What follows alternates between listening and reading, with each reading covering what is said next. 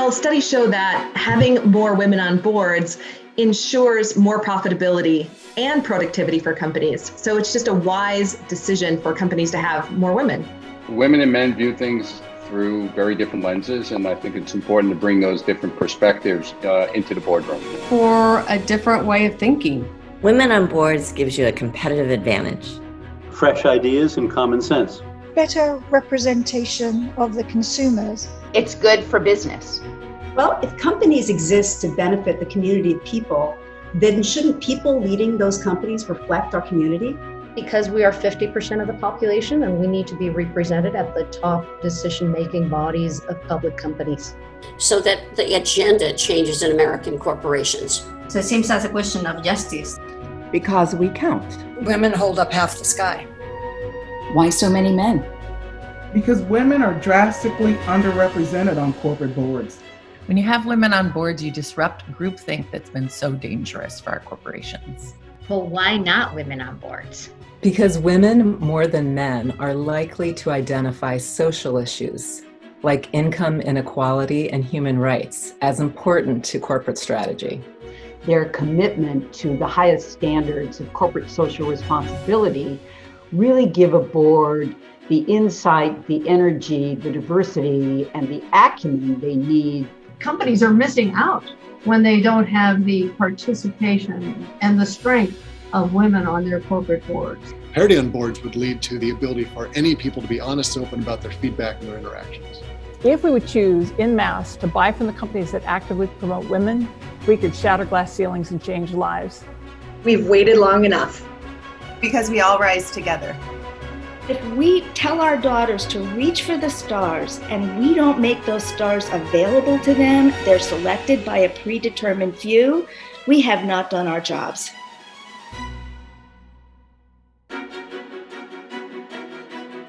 Welcome everyone to the Global Conversation on Board Diversity. It's a pleasure to have you all here. And as you just witnessed, 2020 Women on Boards is made up of thousands of volunteers from around the world who dedicate their time and expertise to advancing women to corporate boards. These are women leaders changing the world. 2020 Women on Boards is a nonprofit campaign committed to providing invaluable research, educational programs, and advocacy efforts to accelerate gender balance and diversity on boards. Research shows that when boards are diverse, business culture, innovation, and performance are improved significantly. One of the ways we accelerate women is by hosting annual conversations, and just 10 years ago, what started as a national conversation has now transformed into an essential global conversation on board diversity. While 2020 has been a difficult year, to say the least, going virtual has provided us the opportunity to invite speakers and guests from around the world to share their insights and participate in today's global conversation, Women Leaders Changing the World. This event kicks off 28 live-streamed conversations taking place over the next 3 weeks in cities and states in the U.S. and 4 other countries. And during the next 90 minutes, we set the stage for the coming events by discovering the status of women on U.S. corporate boards. We will also bring forward insights from our 2020 Gender Diversity Index report.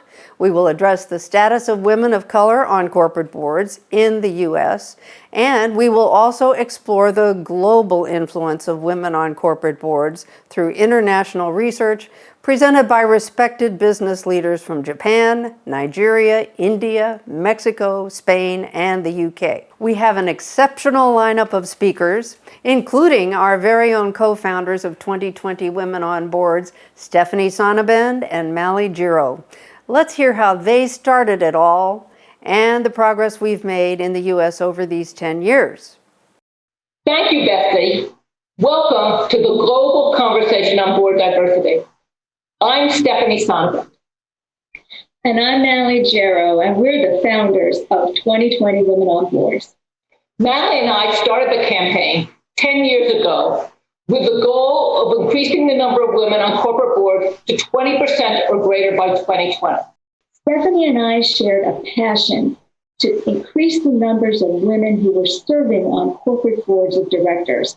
So we had a bold idea. We started a grassroots campaign committed to educating companies, investors, shareholders, and consumers, collaborating with like-minded organizations, and advocating for change. We had 4 objectives. First, to define diversity as a minimum of 20% women on boards. Second, to target Fortune 1000 companies with a goal of 20% of board seats held by women by 2020, a 10-year campaign.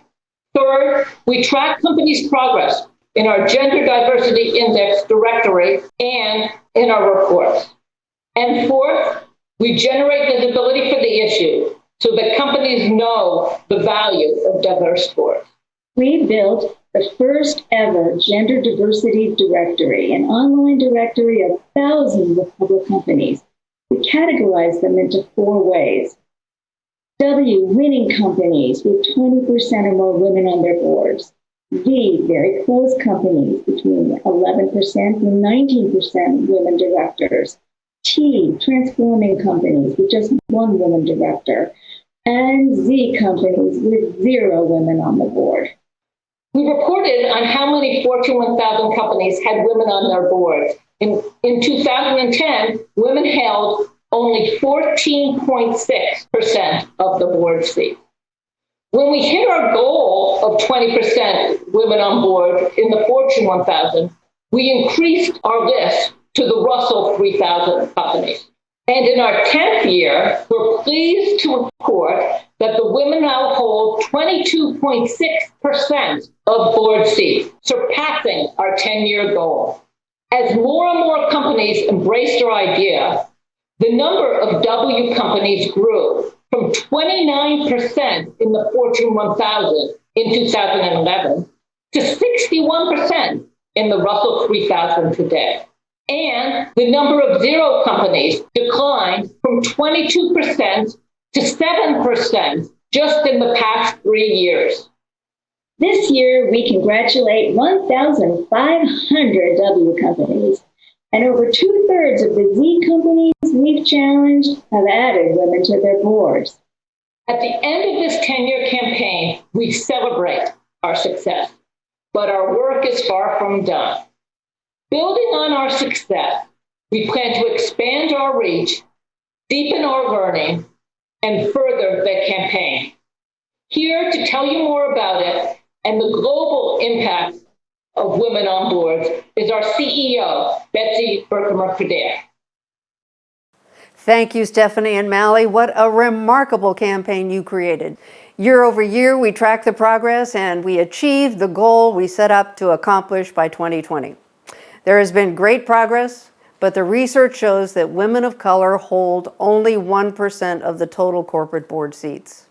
We know that diversity brings perspective and empathy to corporate boards. So, if diversity on boards is unquestionably essential, why are we so far behind? And why are we still asking this question?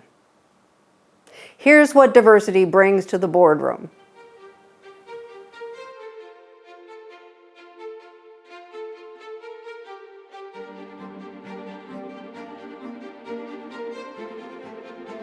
The reason for diversity is that not any one human being knows everything. Because everybody deserves to have someone like them represented in a boardroom and someone in power that really understands their wants and needs.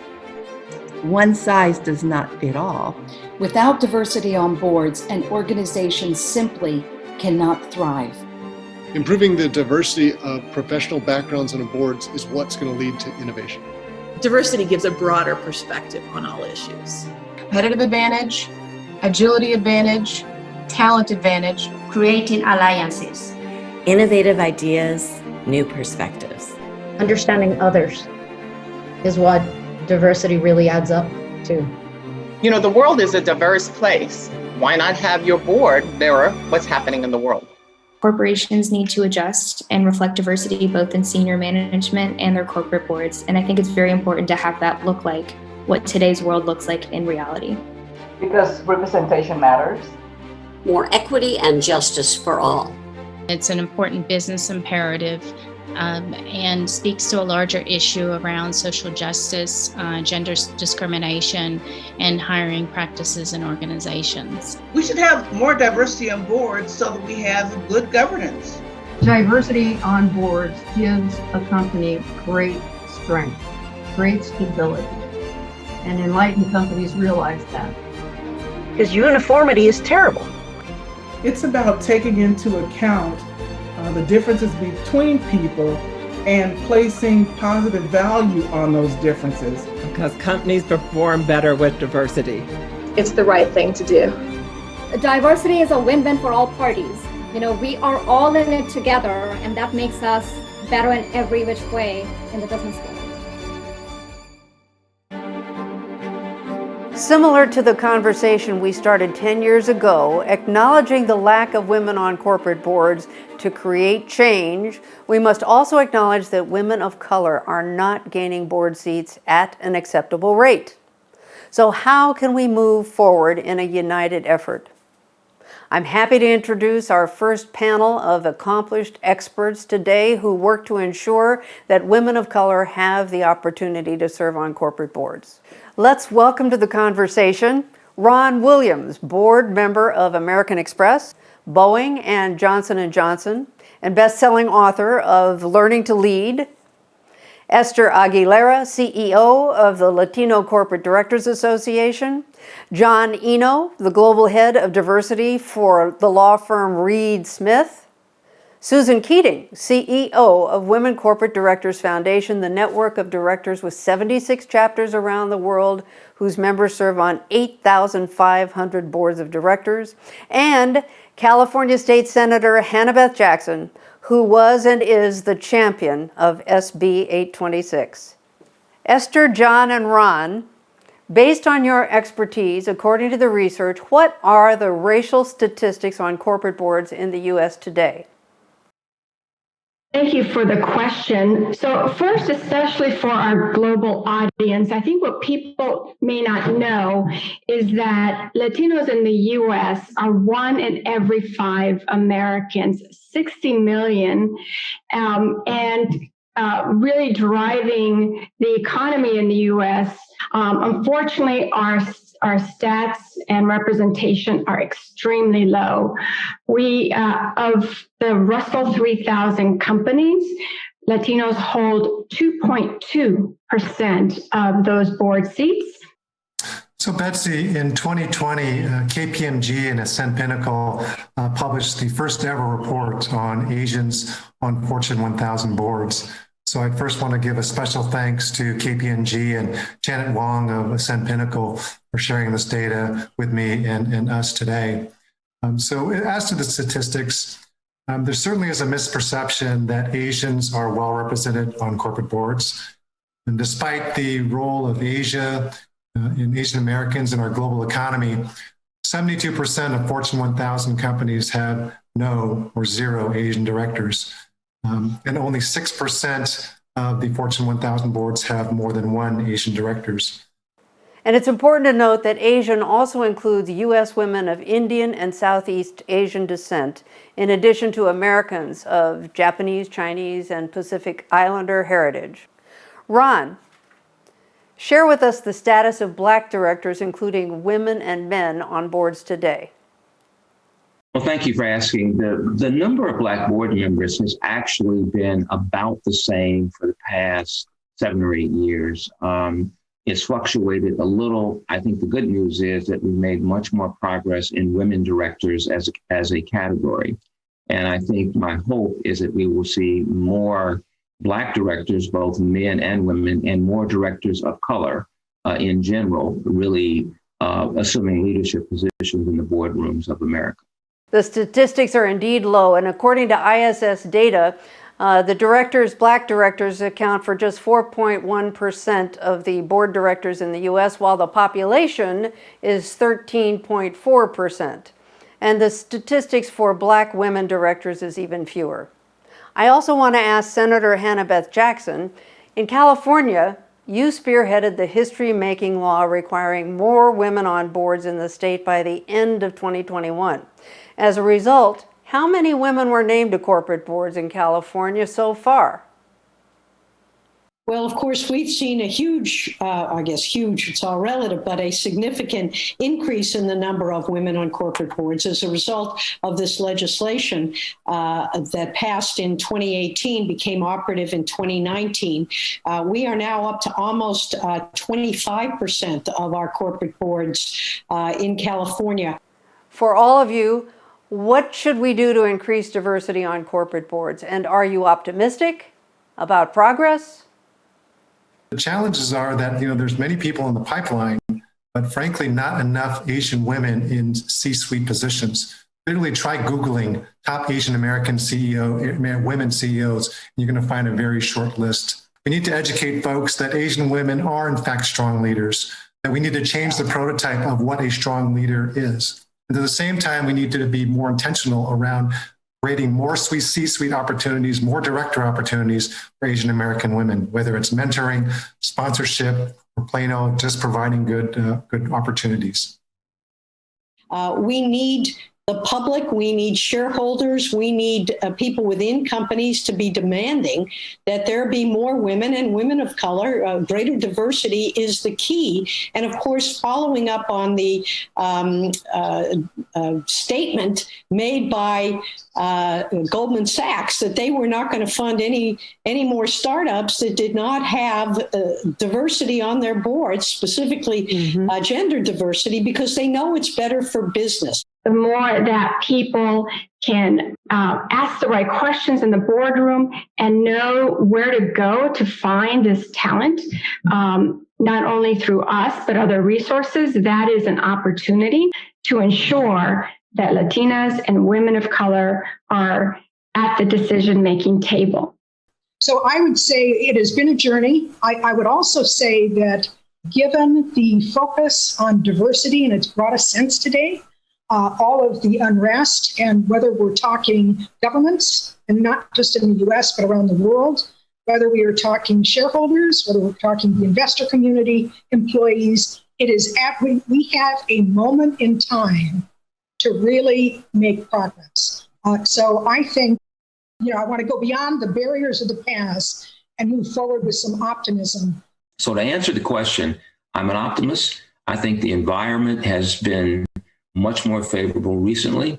And I think companies are really understanding that it's good for their growth and profitability. Shareholders, particularly large institutional shareholders, are expecting it. They're going to look for that kind of information in proxy statements and other company publications. So I think the wind is in our sails, and I'm optimistic that we will reach a point where we have many more women directors and people of color, and companies' governance will be reflective of the customers that they serve. Thank you all for being with us today to share your insights and your optimism about the future for diversity on boards. By collaborating with outstanding leaders like you and organizations like yours, we can continue to elevate women of all racial backgrounds to leadership roles and board positions. So where do women on boards stand in other countries? And are the business and economic benefits of having women on boards even talked about? Our international panelists are here to tell us. From the UK, meet Anne Carnes, Vice Chair of MasterCard and the President of the Global 30% Club, Denise Wilson-White, Chief Executive of the Hampton-Alexander Review, and with an update on Mexico and Spain, welcome Gina Diaz-Barroso, founder of Dahlia Empower, CEO of Grupo D-Arc, architecture firm, who served on the board of Santander Bank in Mexico. From Nigeria, Ivana Osagi, founder of the Professional Women Roundtable in Nigeria. And from Japan, Kaori Sasaki, founder and CEO of eWoman Inc., board member of Kobayashi Pharmaceutical, Japan Post, and AGP Corporation. And from India, Neharika Vohra, Vice Chancellor at Delhi University of Skills and Entrepreneurship. Welcome to all of you. How great that we can talk virtually when we're not getting on airplanes very often these days. To start, please tell us the current number of women on boards in your country, and have you seen improvement over recent years? Kaori, let's start with you in Tokyo. Thank you very much for this invitation. The women on board in Japan increasing. 10 years ago, that we only had like less than 100 women serving on board. And now it reaches 1,354 out of 2,170 companies. So, which is the 7% of their all board members in Japan. Neharika, tell us what's happening today in India. In 2013, India mandated that all listed and public companies should have at least one woman director on their executive board by April 1, 2015. As of December 2019, 16.9% of board seats of India's NSE listed companies were held by women. In fact, the number is quite minuscule. We have 11,251 total board seats in the country, and of which only 1,898 are actually occupied by women. Women directors in India grew from 2.3% in 2010 to 20.2% in 2019. So we've had a fairly steep growth because of the mandate. Well, Neharika, that's still quite an increase since in 2010, when the number was 2.3%, and today it's all the way up to 20%, a jump of 18% in 18 years. So that seems like a positive sign. Gina, tell us about Spanish-speaking countries and what's happening in Mexico compared to Spain. It's very interesting because Mexico, it fluctuates. The numbers, people say different numbers, but I mean, the numbers fluctuate between 6 and 8%, which is absolutely unacceptable. And that number includes private companies, family companies, which is even worse. So, what is the difference, in my opinion? The difference is definitely because Spain has a law. Spain has, you have to have women. Spain requires a 30%. But of course, they haven't gotten to 30, but they have gotten to 25, which is an enormous advantage. So I think that's the difference that we have between the two countries. Gina, it's really unfortunate about Mexico, which has about the same level as Japan, and yet in Spain, there's been a mandate for 30%. And that seems to have made the difference. There's also been a mandate in Nigeria. So during my research, I was surprised and pleased to learn that Nigeria has more women on corporate boards than any other country in Africa. So we found Ivana Osagi, who was quoted in Bloomberg for this remarkable achievement. We recently put out a scorecard which looked at the level of participation of women on the top 20 companies by market capitalization on the Nigerian Stock Exchange. And what we found was that 21% of the board seats across those companies were held by women and 79% were held by men. We also found that the banking sector was far ahead of all the other sectors. We know that the reason why this is so is because the former CBN governor, the CBN is the Central Bank of Nigeria. When he was in office as the governor of the central bank, he was a strong advocate for women and for gender balance in the workplace. So he did a lot of work, and he put some guidelines in place stipulating that 30% of board seats in the banks had to be held by women, and 40% of roles at executive management level also had to be held by women. Excellent work, Ivana. Tell us why Nigeria has been successful with women on boards. When we put out the scorecard, we got picked up by Bloomberg, and that was the title of the headline, that Nigeria beats the world average. So we believe that this is the highest number of women on boards, or percentage of women on boards, across the African continent. We're actually working now on scorecards for other countries in Africa because we do operate across the continent. So we're looking at putting scorecards out in the larger economies, including Ghana, South Africa, Kenya, also Cote d'Ivoire, and potentially Ethiopia. Anne and Denise, what are the statistics of women board members in the UK?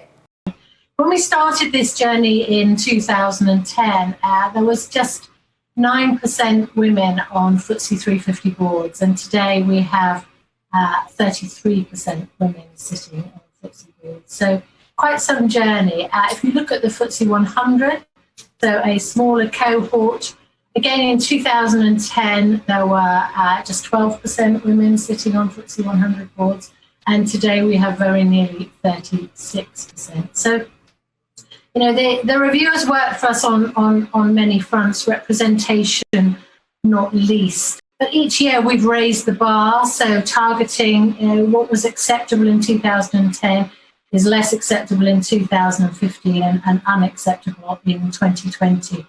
And Anne and others, what are your opinions about the need for the government to require corporations to add more women to corporate boards?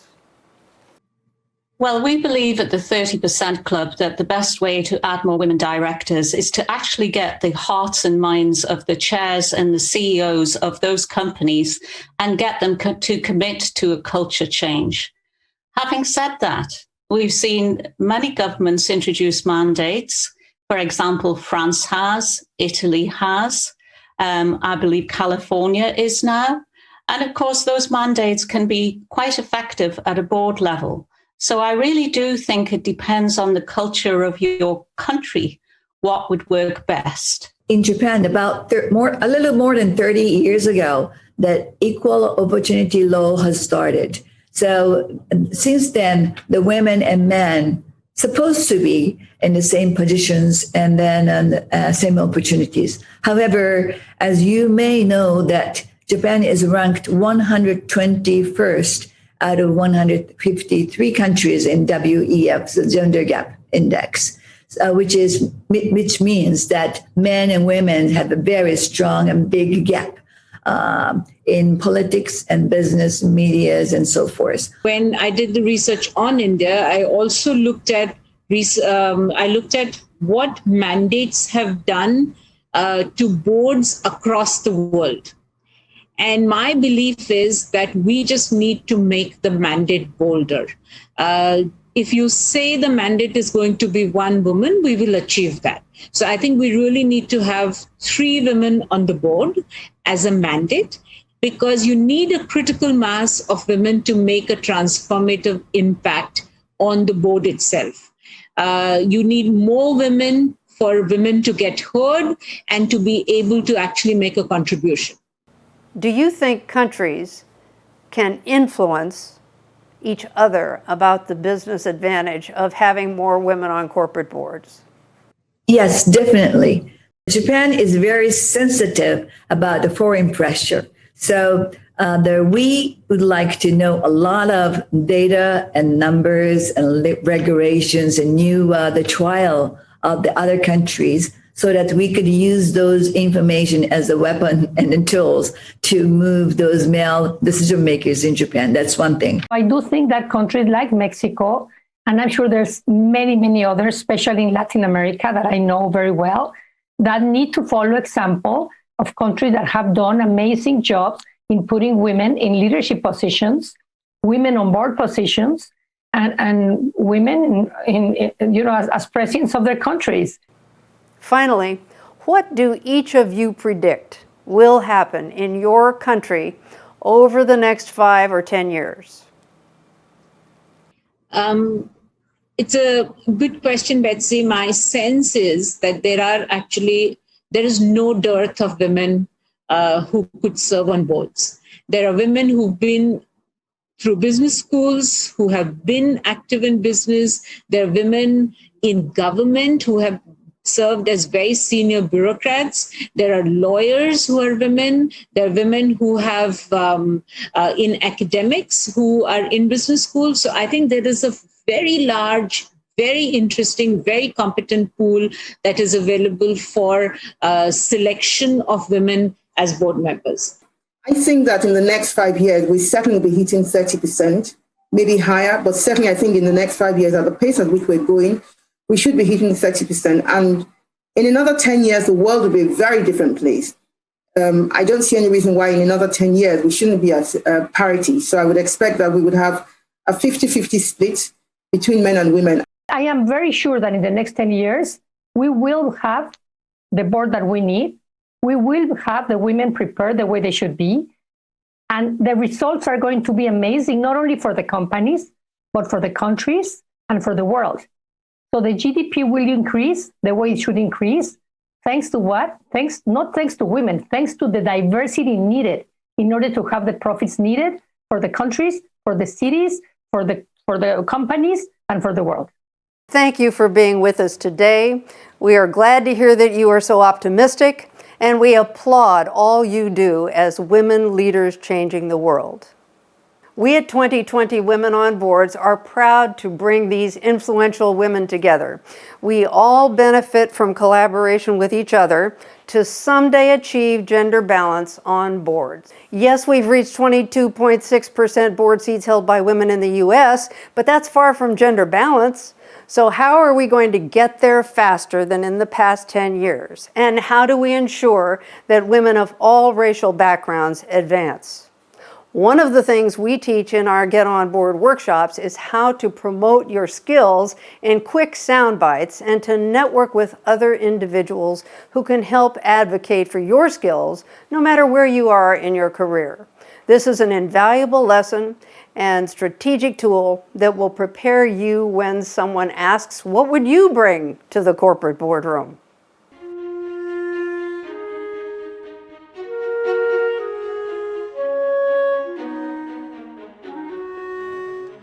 What I bring is a voice, insight, and innovation. I bring my experience of having worked in different countries, expertise in growing and transforming businesses, a value-driven balance. I bring over 30 years of corporate governance experience to the boardroom. An incredible amount of business experience. Sales and business growth strategy. Stronger collaboration, bringing people together, and more rigor. Marketing and strategic thinking. I would bring collaboration and consensus building. I bring diversity. International experience, having worked in different countries around the world. I bring a lot of diversity in terms of industry experience. I bring an understanding of the workforce and workforce strategies. The ability to ask broad questions to help adapt to disruption. A tough entrepreneur's perspective.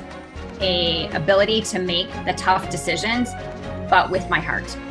And the ability to follow a moral compass. 30 years of experience navigating the operations and internal politics of complicated corporations. A commitment to ensuring that all voices are heard and represented in my thoughtful decision making.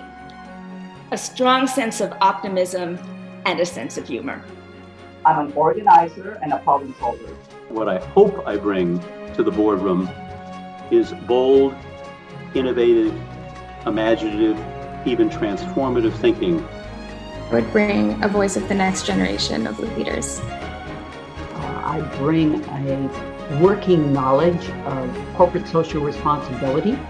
A vision for changing the face of our boards. Well, I would definitely bring more women. And I hope that all women who serve on boards will help other women take over the next board seat that comes open, and that she will help to shepherd those women and coach those women to be able to themselves get on corporate boards.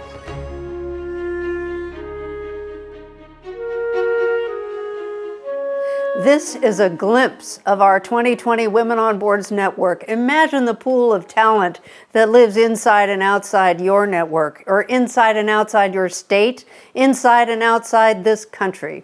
There isn't a lack of talented women, but there is a need to increase accountability within corporations and increase advocacy for appointing women of diversity to corporate boards. Now I'd like to shift the conversation from education to advocacy. Each of our guests is a strong advocate for the advancement of women. I'm very pleased to introduce Melody Hobson, co-CEO and president of Ariel Investments, chairman of the board of the trustees of Ariel Investment Trust, vice chair of the board at Starbucks Corporation, and a director of JP Morgan Chase. Brian Moynihan, chairman of the board and CEO of Bank of America, and chair of the World Economic Forum International Business Council. Ambassador Milan Verveer, executive director of the Georgetown Institute for Women, Peace, and Security. Previously served as the first U.S. ambassador for global women's issues, which President Obama nominated her for in 2009. Paula Johnson, cardiologist and president of Wellesley College, globally recognized for her role in advancing women's health and well-being through innovation in medical research, clinical care, health policy, and education. Valerie Jarrett, former senior advisor to President Barack Obama, a New York Times bestselling author of her memoir, Finding My Voice. Valerie serves on the boards of Lyft and Sweet Green. Martin South, President, U.S. and Canada divisions at Marsh with more than 30 years in the insurance industry. Martin has also served as CEO of the Asia Pacific, UK, and Ireland regions for Marsh. Eric Yuan, Chief Executive Officer and founder of Zoom. In 2011, he founded Zoom to bring happiness and teams together in a frictionless video environment. And Melinda French Gates, co-chair Bill and Melinda Gates Foundation and founder of Pivotal Ventures. Melinda is a philanthropist, businesswoman, and global advocate for women and girls. Thank you for being here with 2020 Women on Boards and the audience watching. We want to ask each of you for your thoughts about advancing women to corporate boards, why you see this as a business issue, and how companies and institutions like yours influence others so others can see the business advantages of having gender-balanced and diverse boards of directors. For the group, what impact have you had on business and the community by serving on corporate boards? When I think about what impact I've had on business and the community by serving on boards, I really think first and foremost about the shareholders. So as a board member, my job is to be a fiduciary for the shareholders. And that is always front and center in my mind of doing everything I can to make the company a better company. I remember when Howard Schultz was leaving the Starbucks board, he said to me, Melody, whenever I've been in the boardroom, I've had 2 additional empty chairs always in the room, one of a shareholder and one of a partner from Starbucks.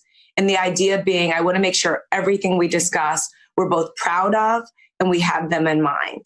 So that's first and foremost for me, the people who work inside of the company and the shareholders that are invested in the company. When I think of the impact I've had in the boardroom, and I hopefully say this with humility, hopefully I've been able to make a difference for those 2 groups. And also hopefully I've been able to help the company as relates to its profile and or the perceptions of the company in the broader community and in the marketplace, especially when it relates to issues of diversity and inclusion. Well, my goal in joining a board is to add value, both in terms of the substance of my background, experience, judgment, but also perspective. And I think that in a global marketplace, it's important that the board rooms be populated with people who represent that marketplace. And so being a woman, being a Black woman, I think having life experiences that are different than other members of the board, I think all of that adds value as we try to compete. Well, I think a board member's core role is governance and advice and perspective. And so it's serving on boards of large institutions, trade groups, small companies, et cetera. You're always trying to help basically have that basic phrase of, nose in, fingers out. Management runs a company, the boards have to govern, set broad policies, set broad strategy, and help management by asking the tough questions. Paula, for you, specifically at Wellesley, you've advanced women's higher education by integrating the ideals of inclusive excellence into every aspect of academic and residential life. What does inclusive excellence mean? Really, in order to achieve true excellence, one must embrace diversity, equity, and inclusion.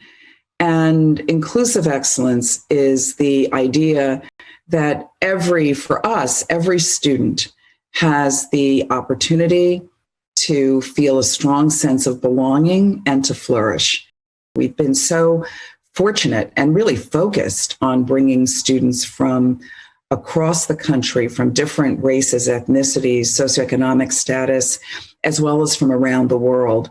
But when they get here and they're living together, we have to understand as an organization how we have to evolve and change to truly embrace that diversity, to create that sense of belonging, to create that environment in which they can flourish. It doesn't mean only creating programs or affinity groups. Some of that is important, but it really has to get into the DNA of the college, of the organization. And I think this is very similar to how we need to think about embracing diversity, inclusion, and equity in the corporate world. As we look towards a number of different goals in terms of the pipeline, it is the company itself that really must change and evolve to achieve those goals. What obstacles and opportunities for women in the workforce, from middle management to leadership roles, hinder or help their succession to the boardroom? I think one of the key obstacles is ensuring that women who are performing well become interested in and put themselves forward to continue to rise in the ranks of the company. It is critically important both for women to be those eligible candidates for promotion in their companies, to see that their performance is one that really symbolizes their ability to rise up the ranks. I think, too, that we need to see more women in the operational side of companies, not just in human resources, where women have obviously made a strong contribution in management, but in the more operational parts of the businesses as well, so that they can be prime candidates for boards. In order to really get more women into the boardroom, we need to get more women into the C-suite. We need to get more women in positions of leadership, and it is from there that those women will be really asked to be in the board, to join as directors. And again, this is not just on the shoulders of women. We need our male allies to work with us. I think at Zoom, and we promoted women leadership roles, and from very beginning, and from the board level to the C-level executives, all the way down to the engineers. Take a Zoom's board, for example, and we hired Kim Cummins, to join our board several years ago. She played a very big role. Literally this week, we hired a new board member, Janet Napolitano, to join our board. And also look at our C-level executives, our CFO, COO, CMO, Chief People Officer, Chief Compliance and Ethics Officer. And all those women leaders really helped Zoom to become a better company. We also are going to hire a lot of women engineers as well. I think from all levels, I think that's diversity and inclusive culture really helped Zoom to become a better business. I think still that boardroom decisions are made based on relationships. Boards want to have people who they know they can trust. They have a very important fiduciary responsibility to the shareholders. And I think what we're seeing now is a reckoning that the responsibility has to go beyond the shareholders to the workforce, to the suppliers, to the community.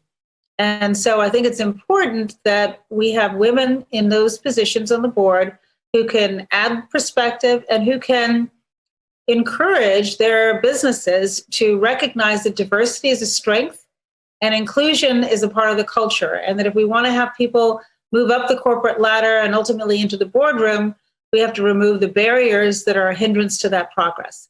And having a voice in the boardroom that perhaps has experienced some of those barriers, I think is important in making sure that the entire enterprise benefits from those experiences and can do better and can maximize the opportunity for women to progress all the way into the boardroom and certainly into the highest ranks of businesses around the country. One of the reasons we don't see more women on boards is that there's this old school perception that in order to be an effective board member, you need the letters CEO by your name. It's time for that myth to just go the way of the dinosaur. Because first of all, it's just not true. And second of all, it's sexist. In 2018, there were more Fortune 500 CEOs named James than they were women on that list. So if you think that's because men named James have more to offer than all women combined, then you're probably at the wrong conference. It's also time to stop blaming the lack of diversity in the boardroom on the so-called pipeline. Because, to be frank, the traditional pipeline was built by white men for white men. So to change the face of the boardroom, we need to change the way we look for board members. And that means looking beyond CEOs to other C-suite executive roles. For example, the pandemic has shined a spotlight on the critical skill sets held by general counsels, CHROs, and other executive roles where women happen to be more strongly represented. Maybe one of those women is exactly the person your board needs. What might both men and women business leaders do to accelerate diversity in the boardroom? The single most important thing business leaders can do to accelerate diversity in the boardroom is to insist on fielding a diverse slate of candidates, including one token woman or one woman of color on the slate. That doesn't count. Research says that when companies include only one woman in the mix, she has virtually no chance of being selected. Make sure you have multiple women and multiple people of color on your candidate slate. I truly believe both of these connections can certainly help to have an inclusive culture. The reason why is, take Zoom for an example. We are based in Silicon Valley. And it used to be when we look for the women leaders or engineers, we would have to think about they must be based here in Silicon Valley. Now, as given that we have a technology like Zoom, and we can hire those talents, no matter where they live. I think that both men and women business leaders have to make diversity in the boardroom a priority. What gets measured in business gets done. What gets rewarded in business gets done. And it has to be very intentional. It's not going to happen organically because we've seen that historically without pressure, the status quo stays the same. And we can't just have the same circle of people calling on their relationships, their narrow set of relationships. We have to expand the opportunity and be very, as I said, intentional about that effort, which means we have to be curious to open up doors that we may not have opened up before to look for people to join the board. We have to check ourselves on a regular basis to see, have we expanded that network enough? And we have to have a culture in the boardroom that recognizes that we have to do better. And if we can develop that culture in the boardroom with the support of the board and the CEO, then we have to figure out, well, how do we press that new culture throughout the organization? And as I said, it takes making it a priority. It takes intentional effort. It takes rewarding performance in this area. I think both men and women can play a very pivotal role. This should not just be a task for women. So we need those strong male champions who not only encourage their companies to adjust and adapt and promote, but we also need them to encourage their colleagues in other companies. We know that one woman, that token appointment, that's not sufficient. And there is plenty of documentation that shows that even 3 become a critical mass that really make a difference. So we need women as well to be mentors, sponsors, and the strongest advocates. Well, I think this is pretty straightforward. You just have to say you're going to do it. And so, as chair of the board, and with our lead independent director, Jack Bovender, and before that, Chad Holliday and Walter Massey, we basically made a statement that Bank of America was going to increase its diversity representation on its board. And we just basically said to the recruiters that help us build our board membership pipelines and candidates, we needed to have certain skill sets, women, technologists, and things like that. And we just wouldn't take the usual solution, which is here's a bunch of CEOs and stuff that you could choose from. We said, no, we will only look at candidates that meet these criteria. And with that, we now have 6 women board members, up from a couple a few years back. When I think about what men and women can do to accelerate diversity in the boardroom, it's very simple. Count.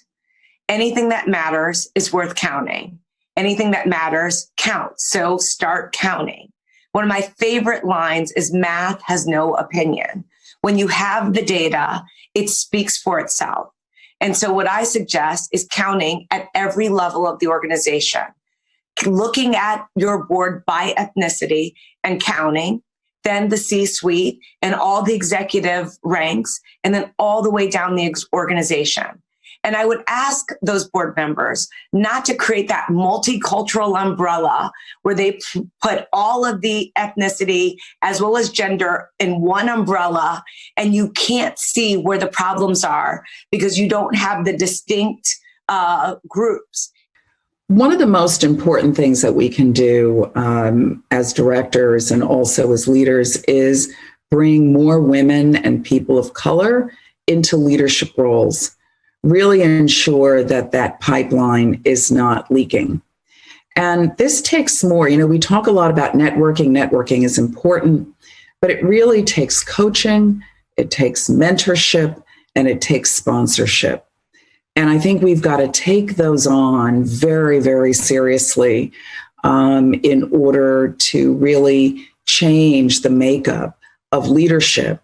And, this is where we're going to get our next generation of directors from. So I think it's really a critical step. We also have to create real good allyship with men. This is going to be a joint effort. It's going to take all of us in this together. Look, I think, one, you've got to have a conversation about it.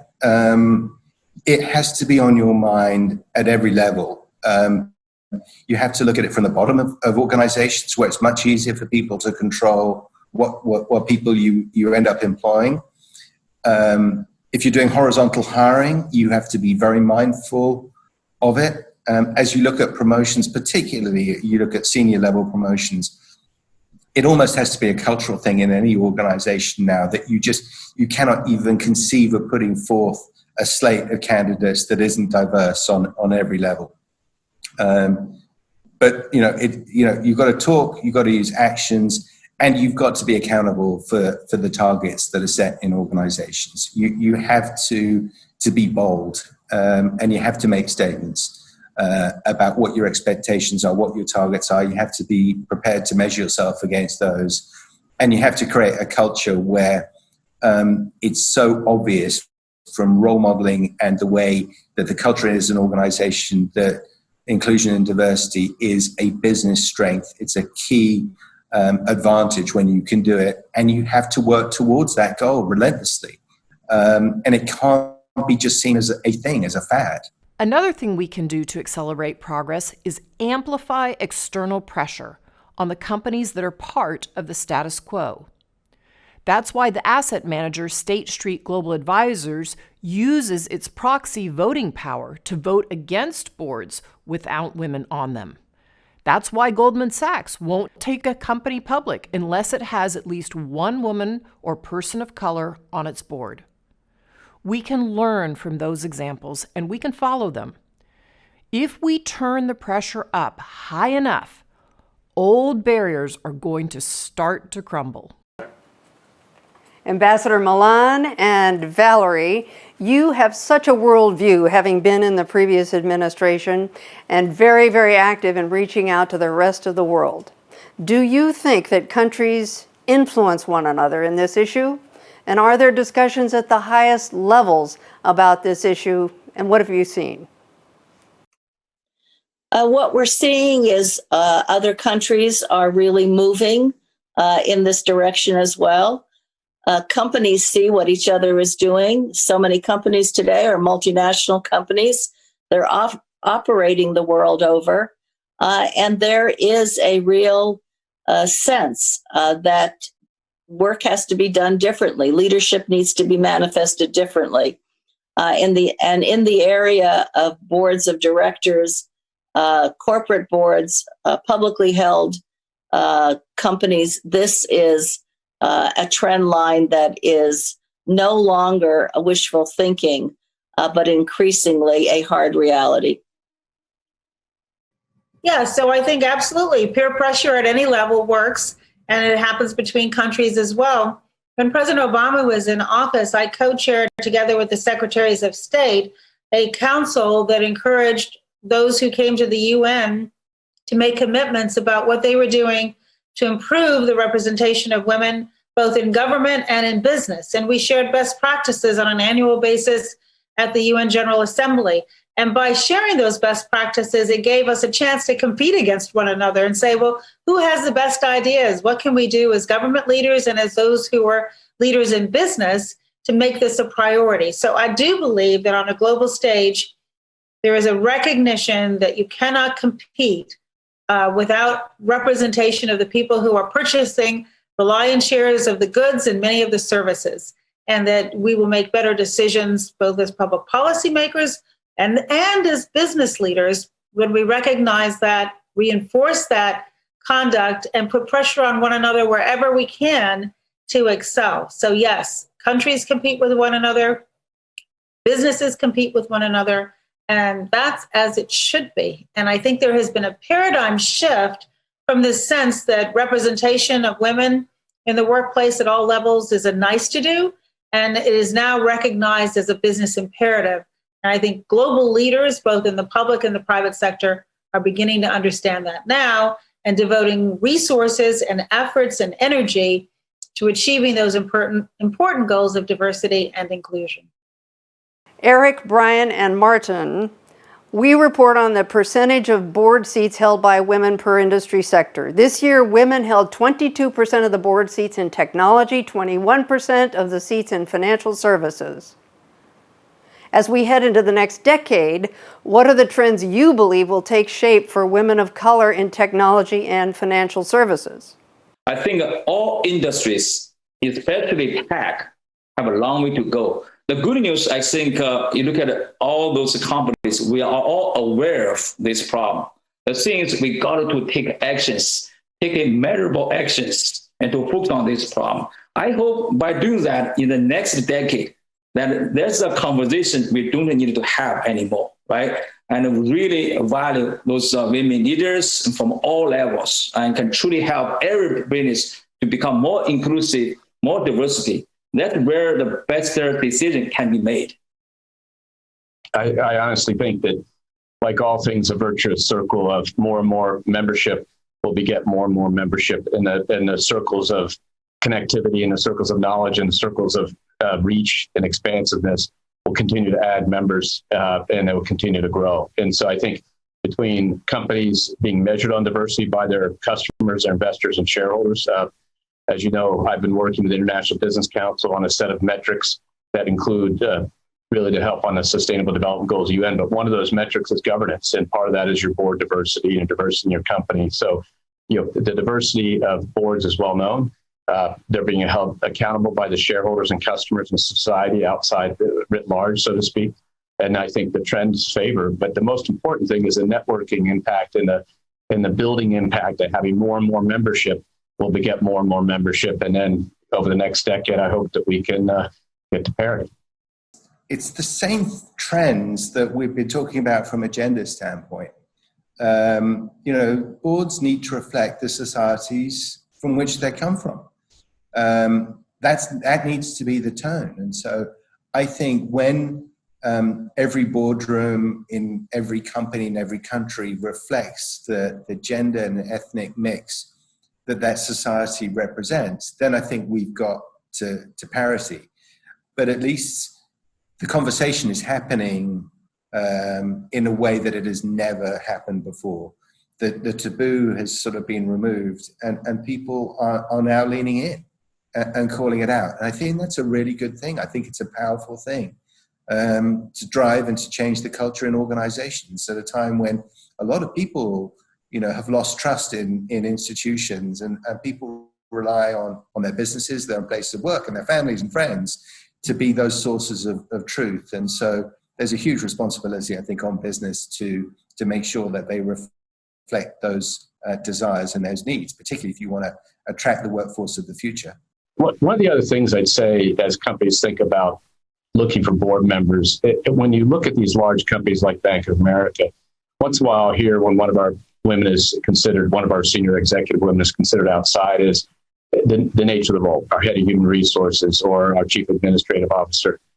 I often challenge people saying our head of human resources has 2,500 people working for. Our chief administrative officer has 6,000 or 7,000 people working for her. So they're usually running divisions within our company and groups that are bigger than the company seeking directors. And so I think people have to think about who the person is and what they could add, as opposed to, a title or a thing to make sure they get the broadest candidate pool possible. So as people look at board membership, I think you have to be determined you're going to do it at the board level, and then you have to be more flexible in terms of not letting recruiting firms and others trap you into, that title doesn't quite meet what you were looking for. Look at the person, look at the talent, look at what they do, and look at what they could add. In our 10th year, 2020 Women on Boards reported that women hold 22.6% of the corporate board seats among the Russell 3000. What do you believe we can achieve in the next 10 years? There is no question to me, as we look to the next decade, we will have more women in the boardroom. The train has left the station. I think corporate America sees very clearly that a lack of gender representation on a board is not going to be acceptable. Not only will it not be acceptable to investors, it won't be acceptable to the people who work inside of the company. And I actually don't think it'll be acceptable to customers. And in the viral world that we live in, no one wants that backlash. So I think that we will see a decade from now, a lot more women on boards. And I think it will be increasingly rare to have a board in corporate America that does not have a woman represented. Well, I think we're going to see an increase in numbers and an increase in types of industries and life experiences that women bring to the table. I think we have already demonstrated that we can compete on an uneven playing field, and we're going to do our part to level that playing field. So I am confident that both in the United States and around the world, we will see an increasing number of women serving in the boardroom, that their perspective will enable those businesses to do better. They'll be more productive, more profitable. That evidence is already beginning to take shape. And I think that in so populating those boards, we are going to improve the entire enterprise, and including having more voices that are diverse represented throughout the organizations. Tone starts at the top. And I think that as people are looking for jobs and they see that from the very top, there are people who look like them, then it enables us to more effectively compete for talent. The differentiator in this current marketplace is talent, human capital. And why on earth would we leave half of the talent on the sidelines? I think that we're going to see women driving change and really looking to our male allies to move that change forward. I think we are already seeing that there is a real appetite in corporate America today, really driven by the market, to see companies do good, whether it be around social justice, whether it be around the environment, but on any number of levels. It's good business. And I think we're going to see that trend continue. And I do think that women are going to play a very significant role in those discussions. And this whole idea of diversity, the intersectionality, I think women are going to lead the way, thinking about the intersection of gender and race and ethnicity and other forms of difference. Women are going to be on the cutting edge of driving that change. And I think as that becomes recognized, the value of women directors will only increase. It's certainly great to see that you've hit the goal of 20% representation on Russell 3000 boards when it comes to women representation. That's a great accomplishment.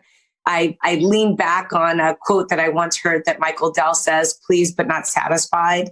I think that's the tone that we have to take as women, because we know that 20% is still pales in comparison to the numbers that we represent of this country. And so for that reason, we need to catch up with our own demographics. And I have no doubt that bolder, bigger initiatives are ahead that will lead us to that kind of parity. Well, I won't be satisfied until we have half of our population represented on boards. And I don't think you should be satisfied either. And we have to make this a priority. Those of us who have a seat at the table have to push for increased diversity, and we have to explain why this gives our businesses a competitive advantage. We can't just sit around and expect it to happen on its own. It won't. History has proven that point. But I do believe that it will improve our competitiveness when we achieve that goal. And there's no reason to stop at 50%. We've been living with men being the dominant representation on boards for a very long time. I actually would encourage our businesses to look at having far more than 50% women. And I am sure you that they will do better by their customers, their workers, and be more competitive with our voices at the table. The board agenda over the next decade is going to be shaped by what we're living through right now.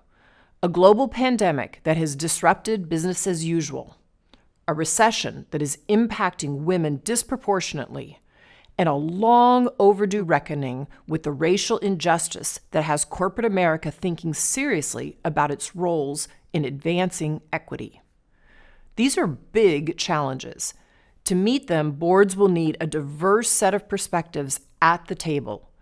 That makes the work you're doing here even more important. Progress isn't inevitable. It's not irreversible either. Every day, we see more data about how the pandemic and its impacts are erasing gains for women in the workplace, especially at the highest levels. That's why anyone who's interested in seeing a more diverse boardroom has a responsibility to protect against backsliding on gender equality at all levels of the workplace. I'm thinking about this every single day, and I know many of you are too. If gender equality isn't on your daily agenda yet, I hope this is a call to action. If we can continue on this course, we're definitely going in the right direction. I want to thank each of you for being here today. We have heard from incredible leaders around the world and the U.S. who are making a global impact. So what's next? How do we get from 22.6% of women on corporate boards to gender balance? We will continue to educate stakeholders on what this means, on what gender balance achieves, and why it's good for business. Luckily, we have some perspective on why it's imperative.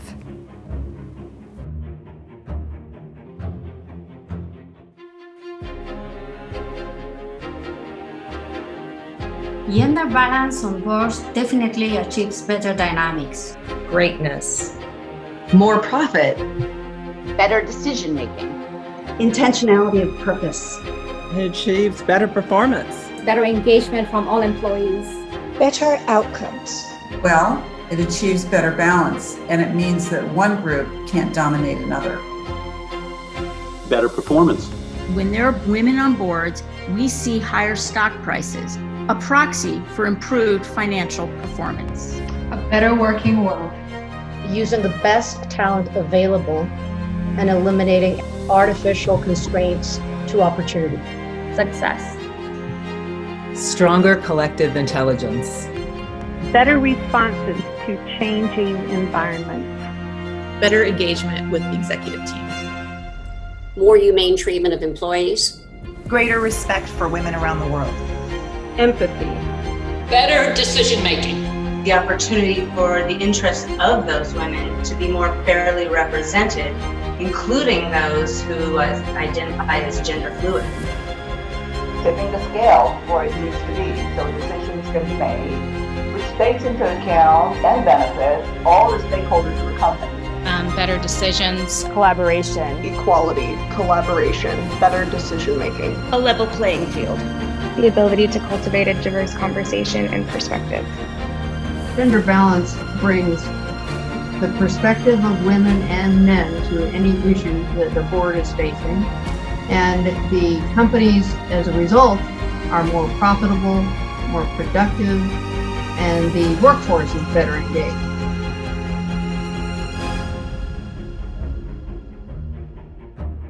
What an incredible experience today has been. Great conversations. And thank all of you for making today such a special day. To all the attendees who participated today, our great network of volunteers who will be hosting events all across the country next week, to our panel of diversity experts, international leaders, and global change makers, all of you inspire us to educate, advocate, and collaborate to propel women onto corporate boards. When I got involved with 2020 Women on Boards, we knew we were making an impact. We knew women and men would champion our efforts. But making the leap to host a global forum has been an incredible journey, where we've been able to examine the global impact of corporate governance and boardroom diversity. These first 10 years are just the beginning. So Stephanie and Mally, as we head into 2021, having successfully completed the first phase of the campaign, what's next? What we hear again and again is, why not more women of all ethnic backgrounds? Well, the next phase of our campaign, we're going to introduce some pretty bold ideas. I am happy to announce that the vision for our new campaign is all public company boards will be gender balanced, with women holding half of all corporate board seats. And with gender balance as our goal, moving forward, our campaign will now be known as 50-50 Women on Boards. Yay! 50-50 Women on Boards. And to come in early 2021, our popular Get On Board workshops will return all year for board-ready women who are already advanced in their careers and seeking corporate boards right now. And drum roll, today we announce our newest educational program, Path to the Boardroom, for women in their mid-careers who want to enhance their qualifications to get on a board in 5 to 10 years. We are inspired by today's kickoff and by all of you. Thank you for being with us and supporting 2020 Women on Boards, soon to officially become 50-50 Women on Boards. Now for your next step, we will see you all at your city and your state conversation events. Here's to the next 10 years. May the next 10 years be as impactful as the last 10 years. Congratulations to Women on Boards, a great 10-year trajectory. We made it. Congratulations to celebrating our 10-year anniversary. Well done, you 2020 Women on Boards. Congratulations, way to go, and the best is yet to come. Congratulations. Well done. I look forward to 10 more years of progress. Fantastic job. 10 years, amazing progress. We're just getting started. Here's to the next 10 years. Looking forward to the next 10. So let's cut the cake.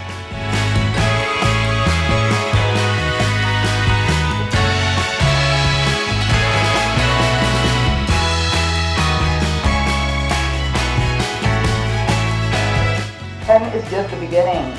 I can't wait to see what we do in the next 10 years. Congratulations, we did it. Cheers to the next 10 years. Looking forward to the next 10 years having 50% of women on boards.